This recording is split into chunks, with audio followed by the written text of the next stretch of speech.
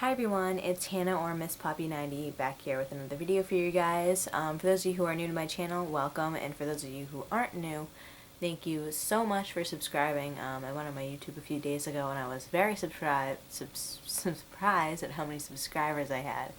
So thank you very much for those of you who subscribed and commented and even watched my video. That's very nice of you to do that. For those of you who had videos, I was sure to go on your channel and subscribe to you. Sorry, I'm kind of losing my voice. I was sure to go on your YouTube and subscribe to you, and maybe even left a comment, and I definitely checked out your video, so there you go. As you can see, I'm not really in the talking part of making a video today. I was planning on doing one in a few days, but when I went on my email today, I got an update from Fangoria that informed me that one of my cinematic heroes, not ashamed to say it, has passed away. Being someone who really wanted to get into filmmaking, I really liked that whole altruistic era of filmmaking, which late 60s and early 1970s. You know, with society, there was sort of a revolutionary movement in film, and the director, Jess Franco, was definitely a part of that. For those of you who don't know who Jess Franco is, he is a Spanish director who mostly spent his time in France. I think he worked out of France. He might have also worked out of Spain. But he mostly worked out of France, and he did a lot of cult exploitation, horror type of grindhousey films. So he really flew under the radar. He mostly worked for the AIP, or the American International Pictures organization, which put out a lot of those, you know, grindhousey, erotica, you know, type of things. I don't know what the hell this is, but yeah, type of movies. And how it usually worked was, you know, if you wanted to be a filmmaker, if you wanted to work with film, or be a screenwriter, director, actor, whatever, and you were from, you know, a country like Portugal or Spain, and it was hard to get into the filmmaking business, you just signed up with the AIP, and they would put, like, you know, all different members of the organization together, no matter where you were from, which is why a lot of the Euro films had, like, Spanish actors working with Italian actors, working with American actors, working with British actors, and you basically had to work together. Sometimes you were forced to have as many different countries working together. So, you know, if you were doing a film that was set in Spain, you had to have a Spanish actor, even though it didn't need Spanish people in it. I don't know if that made sense, but, and you also had to have, like, a Chinese person, unless the film, like, didn't need a Chinese person at all. So that's kind of why, you know, Jess Franco was sort of compelled into making a lot of, like, films the way he didn't really want to, which might have turned off a lot of people and thought they were cheesy. He's definitely underappreciated, definitely. After the whole movie revolution in the late 1970s, he kind of turned to pornographic films. It was kind of sad. I went on his IMDb page a few days ago, and just to see if he's done anything recently, because I knew he was still alive. Well, not anymore, but and I saw a lot of his recent films were porn, which is really sad, because he's definitely a really great filmmaker. So yeah, if you were into horror movies, you probably may have heard of him. He was most famous for the Awful Dr Olaf, Vampyros Lesbos, which everybody knows about, the Count Dracula with Christopher Lee, which was his non-Hammer horror film. I still haven't seen it, but it looks kind of better than the Hammer horror films. Not the first one, but definitely the other ones. It stars, basically, James Franco's, like, you know, standard actors that he usually worked with. Christopher Lee, Herbert Lom, who recently passed away in 2012. Maria Rome, we'll talk about her later. Soledad Miranda, who is his muse. Maybe more than that. Just kidding. Not like that, but he totally was into her. Anyways, Who else? Somebody else that I'm forgetting. He also worked with Klaus Kinski a lot. I don't know if he's in this. Is he? I don't know. I haven't seen it in a while. But I haven't seen it at all. What am I talking about? But, so that's that. Blue Underground, my favorite DVD distributor, has a lot of his films during the Harry Alan Towers era, who was this British cult producer. Harry Alan Towers' wife, Maria Rome, who I just recently mentioned, was in a slew of Jess Franco's films, which Blue Underground has released. So I don't know if one person who owns Blue Underground are a fan of those films, because all of the, I think almost all of the Blue Underground, I'm going to say like 90% of the Blue Underground films released are Harry Alan Tower films, and they have Maria Rome in them. So, someone's into Maria Rome. My most recent Jess Franco film, I just have a few here that I'm just going to talk about, just to, I don't know, kind of review in his honor, sort of as a tribute. The most recent one I've seen was 99 Women, which was released in 1968, I think. This one, I mean, a lot of his films are released as really big erotica, like sleaze grindhouse, but a lot of them were really good and had a good message in them, and one of them was 99 Women, which kind of commented on the women prison system, which I've looked it up, and it is kind of not that good. It basically was about, followed a woman, I forget her name, Maria, played by Maria Rome, who was the 99th woman sent to the prison. She was supposedly gang raped and killed a man in self-defense, but, you know, their story is that she was a hooker and didn't get her money. She's basically put in jail with a lot of these, like, man-eater women. Kind of like, if anybody's ever seen Shawshank Redemption with Tim Robbins' character. The first day she's there, she sees a girl die, and when she alerts the prison warden, she gets thrown in solitary. So right off the bat, you know, she's forced into, like, these horrible conditions. No one's nice to her, and it leads to her basically becoming brutal like the rest of the women. And basically what it's trying to say is, like, if you are put into this really rabid environment and you don't get, like, any attention or no one's nice to you, you become like that, and there's no way to save you from it, which is kind of sad. Definitely very lovely, you know, cast there. Rosalba Neri, she's kind of on the back, can't really see her. She was really good. Herbert Lom was in this. Loved him. He was kind of like this sleazy prison director. And if anybody's ever seen his Justine film, the woman who played that crazy French chick, she plays the prison warden in this. So there's that. Definitely some lovely ladies there. Maria Rome, I'll probably talk about her later. She's in all these movies. I love her. I just think she's absolutely brilliant. She's, you know, amazing, has this amazing aura about her. She's very soft-spoken and nice, and it's just like, when you watch these films with her in it, it's like, how did you do that? The reason I think a lot of these films are released by Blue Underground is because they're a lot more subtle than just Franco's other films.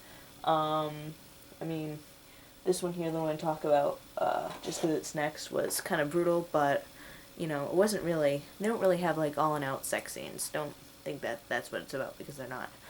This one was the first Jess Franco film I've ever seen, and I wanted to see it ever since I heard that Christopher Lee was in it, just because it was kind of hilarious that he was. This was before, yeah. So, Eugenie, or the story of her journey into perversion, he did, this is a Marquis de Sade, who, if you don't know who Marquis de Sade is, look him up, but, Jess Franco did 2 Justines and 2 Eugenies, and the 2 ones that I have here are, in my opinion, his better ones. The original Eugenie starred Soledad Miranda before she passed away, and she, like, had an affair with her brother, which is kind of awkward. So anyways, this one. Eugenie is basically a 15-year-old girl who's kind of like a socialite. The actress who plays her, Marie Lejalal, who was star of these films called Inga. She was around that whole, like, erotica type of movie scene. She was only 18 years old when she was in this. So basically, Eugenie, she's kind of really oppressed, especially sexually. She kind of gets enamored with this older, kind of seductive woman played by Maria Rome. I forget her name. But anyway, she gets enamored with her. And her father sends her away to the island to be with Maria Rome's character. And she's like, she thinks it's like this really nice getaway. Maria Rome's brother is like in love with her. And it kind of turns into this whole like perverted, sado, thing, romp. Christopher Lee's actually in it a lot more than you'd expect. He's kind of like runs the whole thing, whole show there. It's kind of hard to explain. It's very psychedelic, very interesting cinematography, and this lovely soundtrack. Love this one. This one has a really good soundtrack as well. Good introduction. Definitely. I know a lot of men, whenever I see their Blue Underground collections, they don't have a lot of these ones, and I'm always surprised. But I think, men as a whole don't like seeing women get tortured. And unlike horror movies today, women back in these type of movies, it was a lot more slow and, painful to watch.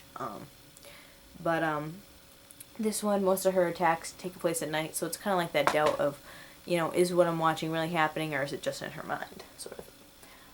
This one is definitely my favorite Jess Franco film out of all of them, and that is Venus and Furs. Maria Rome was absolutely beautiful in this. Every actor, besides the main actor, was only in it for like a little while. Margaret Lee was another big Jess Franco actor. She was British, no relation to Christopher. Maybe there was, I don't think so. But Klaus Kinski, Manfred Mann was in this. Yeah, the British band. Jess Franco was a big fan of jazz.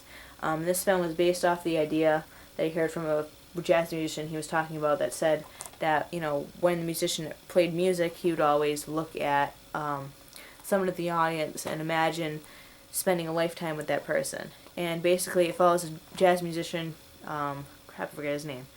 You think I'd remember. I think his name is John or something like that. He was played by James Darren. You might have heard of him. Apparently he was in Deep Space Nine. Who sees this beautiful young woman played by Maria Rome, and he just kind of like falls in love with her whenever he plays his music. But he knows he can never have her because she always hangs out with like this whole rich circle. It takes place in Turkey during the early 1960s, late 50s, during that whole jazz era. Turkey's kind of like what Paris was to poets in the 1930s. And one day he was walking home and he thinks he sees her murdered, but he doesn't intervene, or not murdered, but beaten and kind of tortured, and he doesn't intervene. And then one day he thinks he sees her body washed up on the beach, and that's really all I'm going to say. He just kind of sees her around after he sees that whole scene with her, and he's not sure if what he's seeing is real or if he's imagining it. Definitely a psychedelic, journey there. Beautiful music, great acting. These have like really cool DVDs and inside things too, so there you go. Definitely, if you fall in love with Maria Rome once you start watching these, Venus and Furs is the best one. Another one, this is probably the weaker one, Justine. Big budget, very big budget for sort of a sexploitation film, which was really weird. But Klaus Kinski, this version focuses more on Marquis de Sade's mind frame when he was writing Justine. Justine, like Eugenie, is a young girl. I think she's 14. I think it actually might start when she's 12. Is she 12 or 14? I don't know. I know the actress who played her was 17. The thing is, when you watch with Jess Franco, is he always is displeased with his films. Like I said, the AIP always made him do something he didn't want to do. They either gave him an actor, they changed up his script, but he always found a way to work around that, which was pretty cool. Justine is, Justine and her older sister, Juliet, played by Maria Rome. They live in a convent. It's kind of weird how this one starts out, and their parents end up dying, and Maria Rome's character is supposed to be a foil to Juliet's character. To Justine. So Juliet's a foil of Justine. Juliet's 16, I think, and she's 14. She brings her to a brothel, and Justine's like, no, I don't want to be here. And basically, it's just her trying to get by, living on her own, and trying to trust these men who are just out to, use her for their own perverted needs, including, a priest and this kind of gay, social, light man, French poppy man. In the end, it's supposed to try to say, you know, if you're good, you know, you'll live your life very, you know, hard and rugged, but it will always pay off in the end. So, you know, very, Jack Palance plays this crazy priest. Oh my god, the DVD just fell out. That's not good. Yeah, pretty cool DVD art. Kind of shows the whole, what the movie's about right there. Very good. Romina Power, she was okay. I know Jess Franco didn't want her originally, but she did good. At the end of the movie is better than the beginning of the movie. Just tell you that.